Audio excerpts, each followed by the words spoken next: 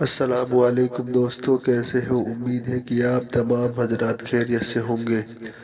دوستو، حضرت جی مولانا سعد صاحب کا بیان ہے، سبھی حضرات غور فرمائے۔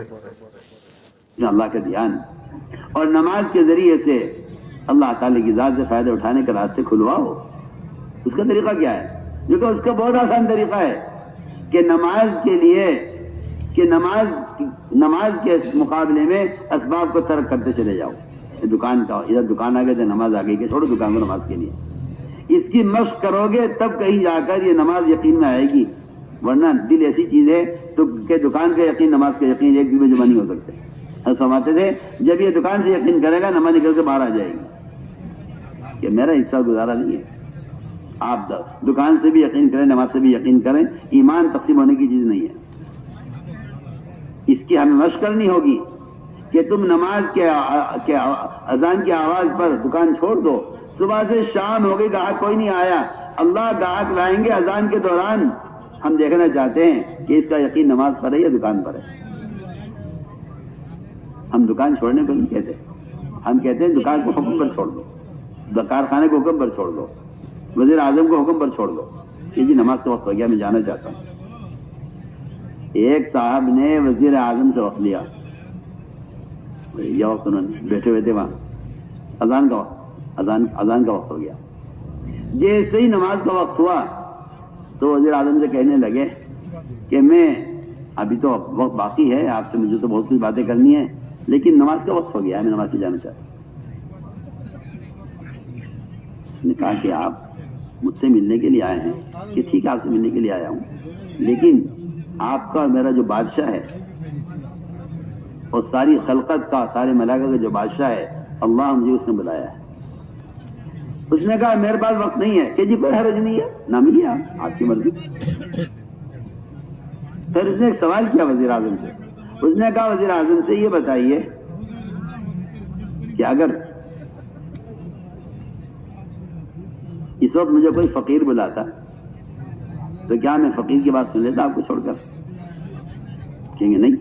کہنے کا بس اسی طرح جس طرح آپ کے مقابلے میں فقیر ہے، اس طرح آپ اللہ کے مقابلے میں فقیر ہیں۔ میں آگے بیٹھا ہوں، اگر کوئی بجا باہر عام آدمی بلائے میں آپ کو چھوڑ کے جا سکتا ہوں کہ نہیں جا سکتے؟ یعنی کہ اسی طرح میں آپ سے کہنا چاہتا ہوں کہ اللہ نے بلایا ہے، اس نے کہا ٹھیک ہے جاؤ۔ نماز کے بعد وزیر اعظم نے خود طلب کیا کہ اس آدمی کو لے کر آؤ جس کو اپنے دین کی اتنی اہمیت ہے کہ اس نے میری میٹنگ کو درمیان میں چھوڑ دیا نماز کے لیے کہ نہیں جی بعد میں ملیں گے۔ تو میں کہنا چاہتا ہوں آپ سب سے، ہم ویسے وقت لگاتے ہیں، لیکن ابھی صاف کہہ رہا ہوں کہ ابھی یقین اس نماز پر نہیں آیا جو بڑی بڑی سلطنتوں کا انکار کرا دے کہ نہیں اللہ مطلب ہے تو آئیے، نہیں ہے تو ہم مسجد جا رہے ہیں، بعد میں ملیں گے۔ فرماتے تھے عدالت کے سمن پر اگر نہیں گیا تو گھر سے ہی گرفتار کر لیا جائے گا۔ اذان سمن ہے، آپ سمن پر آئے نہیں آئے، اگر آپ نہیں آئے سمن پر، آپ نے عدالت کی توہین کی ہے، آپ کو گرفتار کر لیا جائے گا۔ جب دنیا کی عدالتوں کا یہ قانون ہے تو اللہ کا قانون بھی تو کچھ ہوگا نا، وہ بھی تو کچھ ہے، وہ تو سب کچھ ہے۔ جسے آپ کچھ نہیں سمجھتے وہ سب کچھ ہے، اور جو خدا کی قسم کچھ نہیں تھا آپ اسے سب کچھ سمجھتے ہیں کہ اگر وزیر کے بلانے پر نہ گئے، عدالت کے سبب پر نہ گئے تو وارنٹ کٹ جائیں گے اور گرفتاری ہو جائے گی۔ میں اس کا بیان سے جملہ نقل کر رہا ہوں، اس کا بیان ہے پورا اس پر کہ اللہ تعالیٰ نماز کے مقابلے میں وزیر کو لا کر دیکھیں گے تیرا یقین نماز پر ہے یا وزیر پر ہے۔ اس کی مشق کے لیے تبلیغ تھی، جس کو لوگوں نے یہ سمجھ لیا ہے اس کی کوئی ضرورت نہیں ہے، بس نماز سیکھ لو، پڑھ لو اس کی۔ میں کہتا ہوں کہ یہ نماز قائم ہوگی نہیں جب تک اس پر یقین نہ آئے۔ اس طرح میرے دوستو عزیزو، حاجت پیش آئے تو پہلا کام یہ ہے کہ نماز، یہ نہیں۔ اس لیے عبداللہ مسعود فرماتے ہیں احملوا حوائجکم علی المکتوبہ، اپنی حاجتوں کو مؤخر کر دیا کرو فرض نمازوں کے لیے۔ کہ حاجت پیش آئی اس وقت، بھائی فلاں ضرورت پیش آ رہی ہے، کیا کریں؟ کہ بھائی ظہر کی نماز میں جائیں گے نا مسجد تو اللہ سے کہیں گے ہم اسباب ترک کرنے کو نہیں کہتے، اسباب مؤخر کرنے کو کہتے ہیں. اسباب کو پیچھے کر دو، کہ بعد میں دیکھیں گے اسباب. ہم یہ نہیں کہتے اسباب کو چھوڑ دو، نہیں. ہم اسباب ترک کرنے کو نہیں کہتے، ہم اسباب مؤخر کرنے کو کہتے ہیں. فرما رہے احملوا حوائجکم علی المکتوبہ، اپنی حاجتوں کو فرض نمازوں کے لیے مؤخر کر دو، کیونکہ نماز کے بعد کی دعائیں مقبول ہوتی ہیں. آپ صلی اللہ علیہ وسلم کو بھوک لگی، آپ 4 مرتبہ مسجد گئے، 4 مرتبہ نماز پڑھ کر اللہ سے مانگا کہ اے اللہ مجھے بھوک لگی ہے، کھانا دے. 4تھی مرتبہ جب آئے تب حضرت عثمان کے یہاں سے کھانا آیا. آپ اس کی کیا ضرورت ہے؟ جن کے لیے آسمان سے کھانا تیار اترتا ہو انہیں کیا ضرورت پیش آ رہی کہ بھوکے ہو کر بے چین ہو کر 4 مرتبہ مسجد میں جا کر دعا مانگے، اے اللہ کھانا دے دے میں بھوکا ہوں، میں کھانا دے دے میں بھوکا ہوں. کیوں؟ یہ دو وجہ سے، ایک تو عبدیت اور اپنی محتاجگی اللہ کے سامنے پیش کرنے کے لیے، اور دوسرے اپنی امت کو دعا کی تعلیم دینے کے لیے. ورنہ آپ کا یہ نہیں تھا کہ امت تو دعاؤں کے ذریعے کھانا مانگ لے اور میرے لیے کھانا آسمان سے اتر جائے گا. یہ نہیں، نبی اپنے ہر عمل کی خود تعلیم دیتے ہیں، اپنا عمل کر کے دکھلاتے ہیں. اس طرح میں نے عرض کیا کہ ہمیں اس طرح نماز پر مشق کرنی ہوگی. کر کے دیکھو، یقین کر کے دیکھو. جہاں حاجت کو ضرورت پیش آئے 2 رکعت نفل مقدم کر لو کہ بھائی پہلے 2 رکعت پڑھ لیتے، اللہ سے مانگیں. کرو سب اختیار. صحابی نے کہا نا کہ میں بحرین جانا چاہتا ہوں تجارت کے لیے، فرمایا پہلے 2 رکعت نماز پڑھ لو. یعنی فرمایا کوئی دقت آئے تو نماز پڑھ لینا. جی ہم تو نماز جب پڑھتے ہیں جب ڈاکٹر مریض سے ہاتھ اٹھا لیتا ہے، ہم نماز جب پڑھتے ہیں جب دکان کو تالا لگ جاتا ہے، ہم نماز جب پڑھتے ہیں جب دکانوں میں آگ لگ جاتی ہے. نہیں، یہ آفتیں آنے کے بعد عمل کی طرف آنا، یہ آدمی اپنی غرض کے لیے آتا ہے.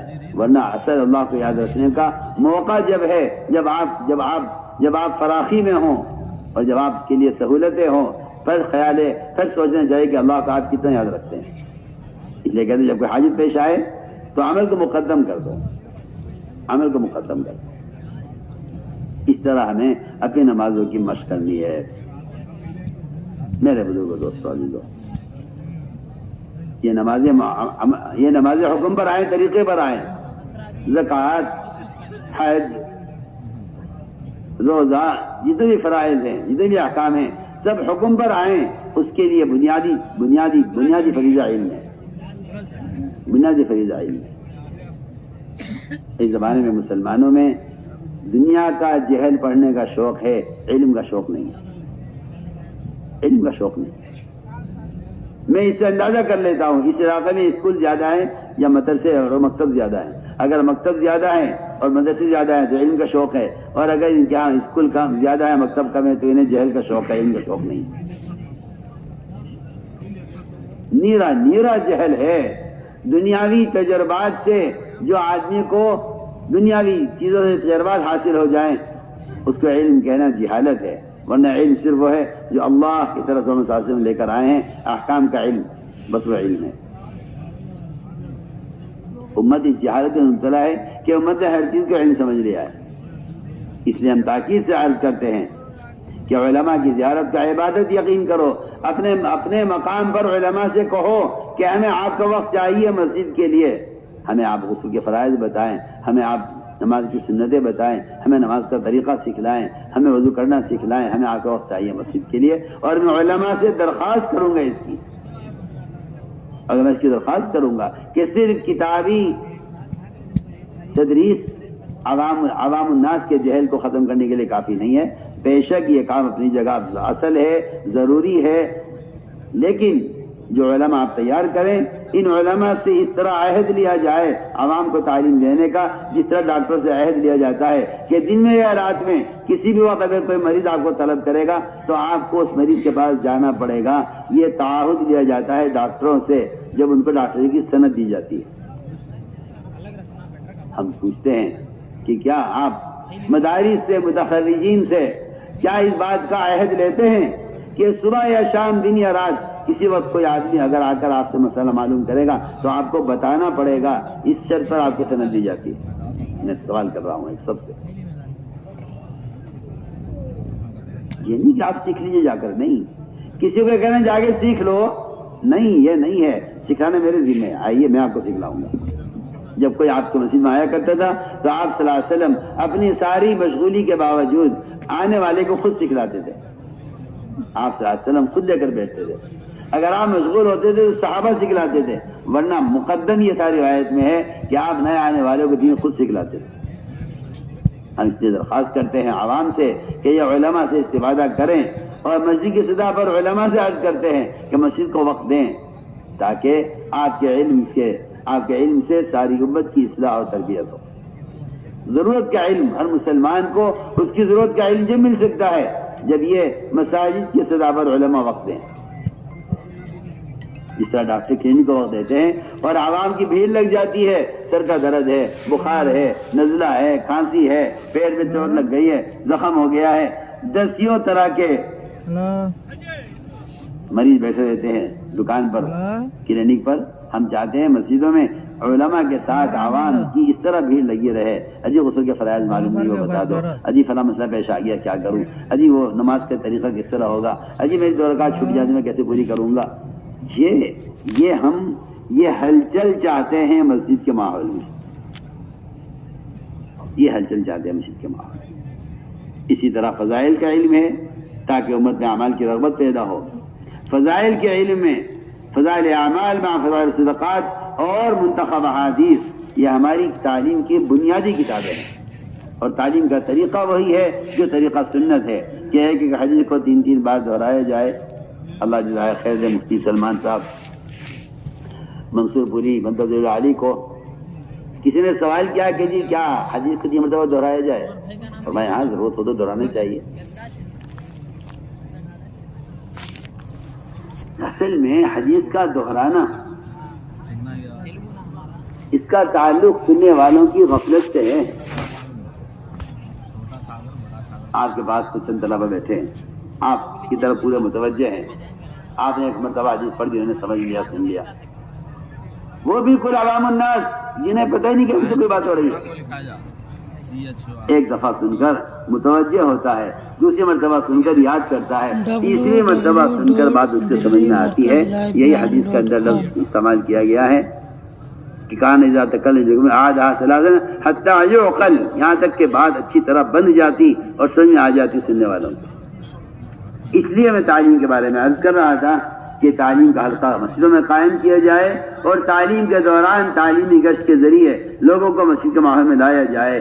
ابو رضی اللہ تعالیٰ عنہ سے تعلیم کے دوران گشت ثابت ہے، ایمان کے حلقوں کے دوران گشت ثابت ہے۔ اس طرح مسجد میں تعلیم کا حلقہ قائم کیا جائے، ایک وقت فضائل اعمال مع فضائل صدقات، ایک وقت منتخب احادیث سے روزانہ مسجد میں تعلیم کا اہتمام کیا جائے، اور تعلیم کے ساتھ تعلیمی گشت کا اہتمام کیا جائے۔ ہر مسلمان کو دعوت دے کر تعلیم حلقوں میں جوڑنا، یہی تعلیم کا بنیادی مقصد ہے اور یہ اس کا بنیادی طریقہ ہے۔ چند لوگ تعلیم میں بیٹھ جاتی ہے، ہمارے محلے تعلیم ہوتی ہے، نہیں، چند لوگوں کی تعلیم نہیں ہے، محلے کے ہر فرد کو فضائل سنائے جائیں مسجد کے ماحول میں لا کر، یہ ہے تعلیم کا مقصد۔ اس طرح ہمیں اللہ کے راستے میں نکل کر بھی تعلیم کا اس طرح اہتمام کرنا ہوگا کہ صبح شام ایک وقت فضائل اعمال، صبح کے وقت منتخب احادیث سے تعلیم ہو، اور شام کو فضائل اعمال مع فضائل صدقات، اور تعلیم کے ساتھ قرآن کے حلقے، اور تعلیم کے بعد کسی بات کا مذاکرہ، یہ تینوں اعمال جماعتوں کو اللہ کے راستے میں نکل کر اہتمام سے کرنے ہیں۔ تعلیم کے ساتھ تعلیمی گشت کرنا یہ صحابہ کرام کا طریقہ اور صحابہ کا معمول رہا ہے، اس لیے اس کا اہتمام کریں مقام پر رہتے ہوئے بھی، باہر نکل کر بھی، کہ تعلیم کے ساتھ تعلیمی گشت ہو، 2 ساتھی جوڑی بنا کر نکلیں، اور بازاروں سے، گلیوں سے، عیاشی کے اڈوں سے، غفلت کے ماحول سے، گناہوں کے اڈوں سے لوگوں کو اٹھا کر تعلیم حلقے میں لے کر آئیں۔ یہ بات تو آپ دل میں اتار لیجئے کہ تبلیغ میں گشت کا موضوع مسجد کے ماحول میں لانا ہے، چاہے وہ تعلیمی گشت ہو، چاہے وصولی گشت ہو، چاہے عمومی گشت ہو، چاہے خصوصی گشت ہو، چاہے وصولیابی کا گشت ہو، کوئی سا بھی گشت ہو، یہ سارے گشت ہیں۔ ان سارے گشتوں کا مقصد مسلمان کو منکر کے ماحول سے نکال کر عمل کے ماحول میں لانا ہے۔ ملاقاتیں کر کے چھوڑ دینا یہ تبلیغ کے گشت کا موضوع نہیں ہے، صاف صاف بات ہے۔ ہاں ٹھیک ہے، کوئی آنے سے عذر کر رہا ہے تو ہم خوشامد کریں گے، وہ کہتا ہے میں اس وقت نہیں آ سکتا، ہم مجبور نہیں کریں گے، زبردستی نہیں کریں گے، ہم وہاں بات اس سے کر لیں گے، پھر ہم کہیں گے پھر آپ کون سا وقت مسجد کو دیں گے بتائیے، وہ کہے گا جی میں شام کو وقت دوں گا۔ اگر وہ شام کو نہیں آیا آپ کو دوبارہ ملاقات کرنی ہوگی، آپ نے وعدہ کیا تھا، آپ تشریف نہیں لائے۔ میں آپ سے پوچھتا ہوں، آپ کے گھر کا کام چل رہا ہو، آپ کے گھر میں شادی ہونے والی ہو، آپ کے گھر میں رنگ روغن ہونا ہے، آپ کے گھر میں ٹوٹا ہوا ہے، اس کی اصلاح ہونی ہے، آپ کے گھر کی لائٹ خراب ہے، آپ کو